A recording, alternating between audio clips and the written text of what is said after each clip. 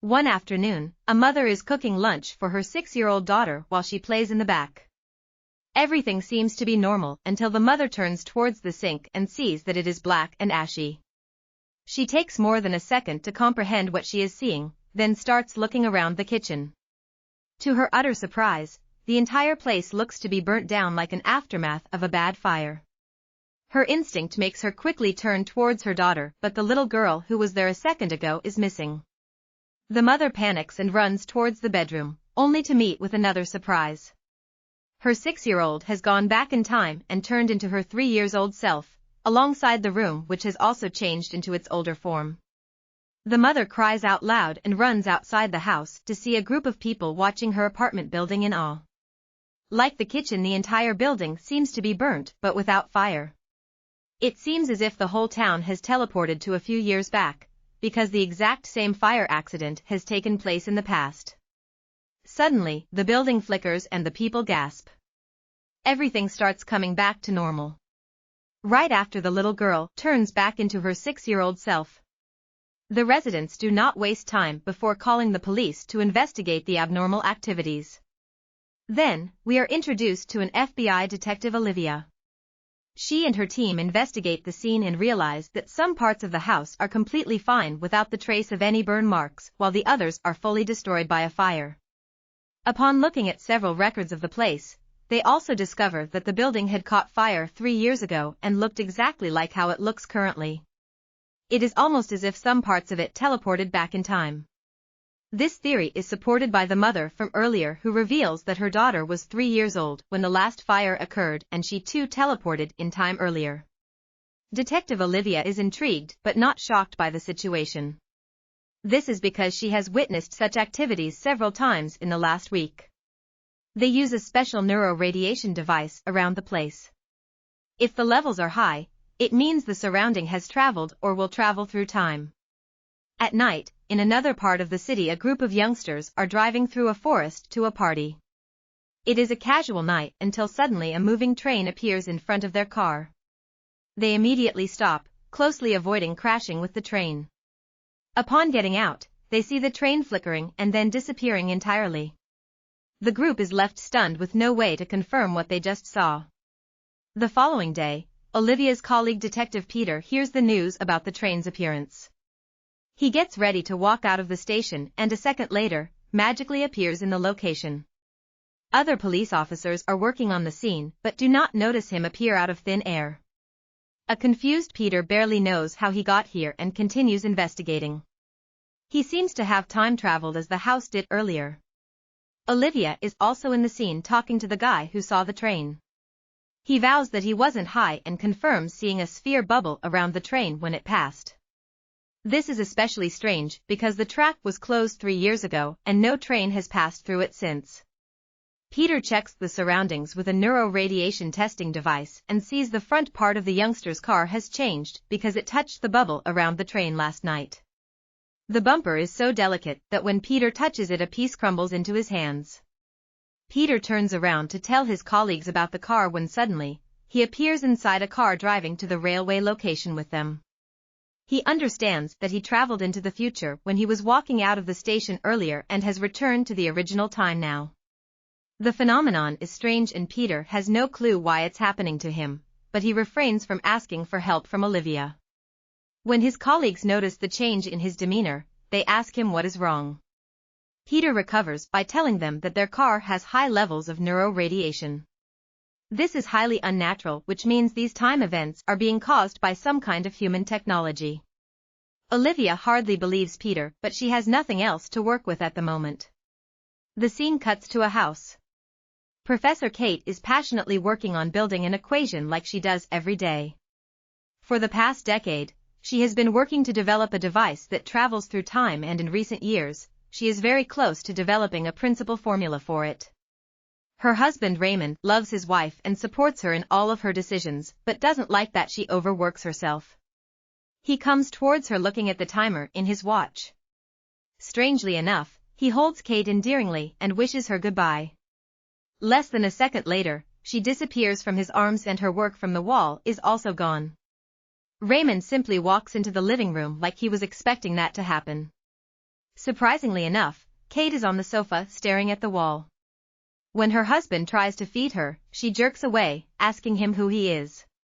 It is then revealed that Kate has Alzheimer's and the person Raymond was talking to earlier was her from the past. When she first started losing her senses, Kate was very close to creating a time machine. Devastated when his wife stopped recognizing him and wanted to get her back to normal. One day, he got his hands on her research and found a way to turn back time. He worked hard for a year and proved that Kate's study was successful. He could now make their home go back in time, but only for 47 minutes. Currently, it is 2021, but the house Kate and Raymond live in is mostly in 2017 when Kate is still healthy. The reason strange time-related occurrences are happening throughout the city is also because of the same reason. When Raymond bent time for the first time, it left an unnatural amount of neural radiation in different parts of the city, which is why they have been going back and forth in time for the past month. Somewhere else, Peter, Olivia and their colleagues are trying to find a relationship between the locations of the time shifts that have occurred till now. After looking at the map for hours, they realize that the occurrences follow Fibonacci's golden spiral. This means that they should check areas that fall in the 3 square miles area of the center to find the source of the abnormalities. Back in the house, Raymond takes care of Kate, who frantically talks about going out to shop for Christmas. Raymond cannot handle his wife being so out of touch with reality and decides to bend time again. He walks into the basement, which he has turned into his lab. It contains several failed devices and projects, proving how hard he has worked for the past years. He walks up to the machine that actually works and presses a few buttons. This starts the machine and sets the timer. For the next 47 minutes, their entire house will go back to being in 2017. Raymond goes back up and sees his wife working on her research once again. This time, she smiles at him and asks him to take his pills. The man has walked up to her doing the same thing several times, but his heart still skips a beat when he hears her talking normally. They joke around like a normal couple. At the same time, Peter and Olivia start their search for the center of the spiral. They locate several houses and ask the residents if they have noticed anything strange happening around the area. Most people report having a feeling of déjà vu, but nothing significant is found. A few minutes into the search, Peter's friend reaches close to Raymond and Kate's residence. As he walks into the lawn, he bursts into ashes and disappears. This is because any sudden appearance in the time field messes with the object and crushes it. Olivia sees her friend disappearing and quickly contacts the rest of the group. In the next few minutes, an entire team of agents appears in front of the house, looking for a way to get inside. Raymond notices the cars approaching from the window and starts to panic. He wants to turn the machine off, but if it is done hastily, it might ruin the entire fabric of space-time. Moreover, once the machine is turned on, Raymond doesn't have the formula to turn it off, as he had been letting it run fully till now. Now, the only way to not get caught is to make the time shift permanent, and for that Raymond needs his wife's help. He pulls a confused Kate into the basement and frantically shows her around. She doesn't remember anything about the future, hence the place and her husband's ramble confuse her. Then finally, Raymond tells her that he worked for 3 years on her project and made a time machine. He calls her a genius and asks her to help him make it permanent so they can live together forever. Kate, still confused about everything, claims that her project was supposed to remain a theory because she never wanted to break the rules of nature. However, Raymond argues that she has done a lot for him in her life and the only way for him to give her back is by saving her. His words freeze Kate and she asks him what will happen to her in the future. She finds out about the Alzheimer's disease but still wants Raymond to stop the time travel. Outside, Olivia comes close to the house and sprays a chemical on it. In correct lighting, a giant time bubble can be seen covering the entire property. Olivia doesn't dare to walk inside, having seen what happened to her colleague earlier. Simultaneously, Peter continues studying the areas around the house to predict where the next time relapse is going to take place.